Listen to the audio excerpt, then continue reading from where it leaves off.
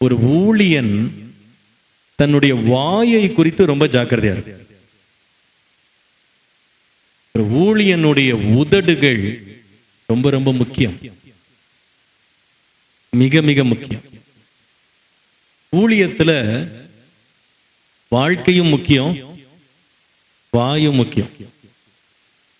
வாழ்க்கை கெட்டு போனாலும் ஊழியம் செய்ய முடியாது, வாய் கெட்டு போனாலும் ஊழியம் செய்ய முடியாது.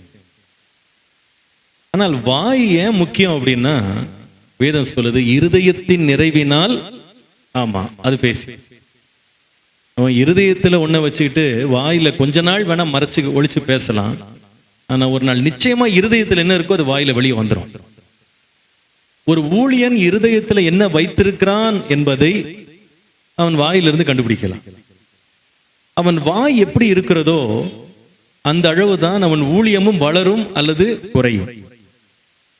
அதனாலதான் ஆண்டவர் மோசே என்கிற மிகப்பெரிய தேவனுடைய தாசன் 6 லட்சம் புருஷரை அடிமைத்தன வீட்டிலிருந்து வாக்குத்தத்தம் பண்ணப்பட்ட பூமிக்கு கொண்டு செல்லும்படி தேவன் தெரிந்தெடுத்த போது இந்த மோசே இடத்துல ஆண்டவர் சொல்லுகிற வார்த்தையை பாருங்க. யாத்ராகமத்தின் புஸ்தகம் 4ஆம் அதிகாரம் 10-11 வசனங்களை பாருங்கள். 10-11 வசனம். அப்பொழுது மோசே கர்த்தரை நோக்கி, ஆண்டவரே, இதற்கு முன்னாவது தேவரீர் உமது அடியேனோட பேசினதற்கு பின்னாவது நான் வாக்கு வல்லவன் அல்ல, நான் திக்குவாயும் மந்தனாவும் உள்ளவன் என்றான். அப்பொழுது கர்த்தர் அவனை நோக்கி, மனுஷனுக்கு வாயை உண்டாக்கினவர் யார்? ஊமையனையும் செவிடனையும் பார்வை உள்ளவனையும் குருடனையும் உண்டாக்கினவர் யார்? கர்த்தராகிய நான் அல்லவா? 12ஆம் வசனம். ஆதலால் நீ போ, நான் உன் வாயோட இருந்து. எப்படி இருப்பாரா? வாயோட இருந்து. ரொம்ப யோசித்து வாசிக்க வேண்டிய வார்த்தை.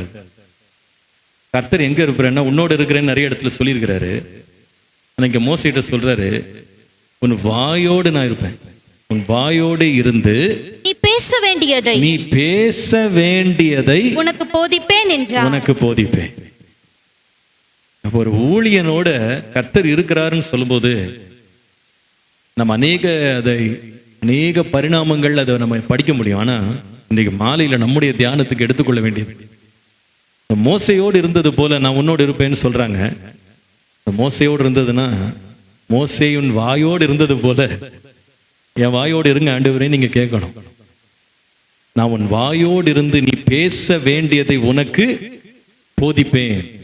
லூக்கா எழுதின சுவிசேஷம் 12ஆம் அதிகாரம் 11-12 வசனங்களை பார்த்தால், எப்படி எண்ணத்தை மறு உத்தரவாக சொல்லுவோம் என்று எதை பேசுவோம் என்றும் கவலைப்படாதிருங்கள், நீங்கள் பேச வேண்டியவைகளை பரிசுத்த ஆவியானவர் அந்நேரத்திலே உங்களுக்கு போதிப்பார் என்று ஒரு ஊழியனாக நல்லா கவனிக்கணும். நம்ம நிறைய முறை பரிசுத்த ஆவியினால் நிரம்பினா அந்நிய பாஷை பேசுவோம் நம்ம நம்புறோம், அதுல தப்பு கிடையாது. ஆனா இங்க போட்டிருக்கு, பரிசுத்த ஆவியினால் நிரம்பி நடத்தப்படுகிறவன் ஜனங்களுக்கு முன்னால என்ன பேசணும்ன்றத ஆவியானவர் சொல்லுவாராம். அப்போ நம்ம நினைச்சிடக்கூடாது பரிசுத்த ஆவியினால அந்நிய பாஷை பேசுறதுக்கு பரிசுத்த ஆவியினர் வேணும், மனுஷ பாஷை பேசுறது நாமளே பேசிடலாம் நினைக்க கூடாது. ஒரு ஊழியன் மனுஷ பாஷை பேசினா கூட அதை கூட யார் தான் நடத்தணும்னா ஆவியானவர் நடத்தணும். நான் உன் வாயோடு இருந்து நான் பேசுவேன்னு கர்த்தர் சொல்லுகிறார். நீங்க என்ன பேசணும்னு பயப்படாதீங்க, பேச வேண்டியதை கர்த்தர் உங்கள் நாவிலே அந்த நேரத்தில் கர்த்தர் உங்களுக்கு போதிப்பார். வாய் ரொம்ப முக்கியம். ஊழியனுடைய உதடு ரொம்ப ரொம்ப முக்கியம். அந்த உதட்டை தேவ தூதனானவர் மூலமாய் கர்த்தர் தொட்டார்.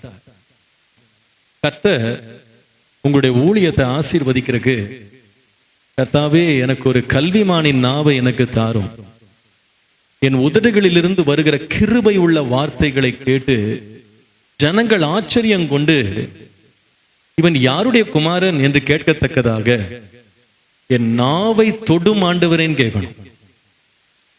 நீங்க ஊழியத்தை நீங்க போய் கவனிச்சு பார்த்தீங்கன்னா நான் சொல்லுகிறத விளங்கிக் கொள்வீங்கன்னு நினைக்கிறேன்.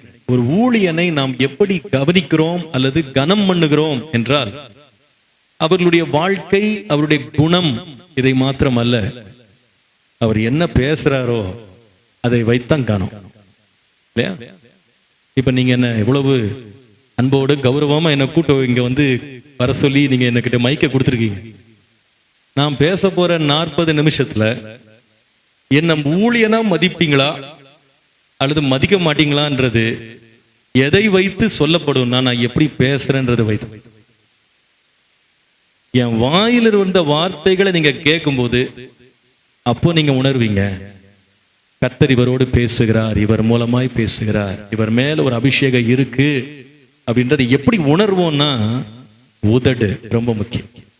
உதடு நான் சொன்னது போல ஒரு ஊழியனுக்கு வாழ்க்கையும் முக்கியம், வாயும் முக்கியம். வாழ்க்கையும் சீரா இருக்கணும், வாயும் சீரா இருக்கணும். அப்போ நீங்க ஊழியத்துல மிகுந்த பலனை கொடுப்பீங்க அப்படின்றதுல சந்தேகமே இல்லை. பெரிய ஒரு எரிந்து பிரகாசிக்கிற விளக்கா இருந்த யோவான் ஸ்நானகனை குறித்து வேதம் சொல்லுது, அவன் வனாந்திரத்திலே கூப்பிடுகிற சத்தம் என்று. அவ்வளவுதான். அவர் தோற்றம் ஒன்றும் பெருசா கிடையாது, பார்க்க பரிதாபமா இருந்தார், ரொம்ப எளிமையா சாப்பிட்டார், எளிமையா உடுத்தினார். ஆனா பேசுனா வனாந்திரத்துல கூப்பிடுற சத்தத்தினால தேவகுமாரனுக்கே பாதையை உண்டாக்கிட்டாரு. இதை கேட்டு அநேகர் மனம் திரும்பினாங்க. பேதுரு அற்புதங்கள் அடையாளங்கள் மூலமாக வசனத்தை உறுதிப்படுத்துவதற்கு முன்பதாகவே செய்த முதல் வேலை என்னன்னா வாயை திறந்து பிரசங்கம் பண்ணதுதான்.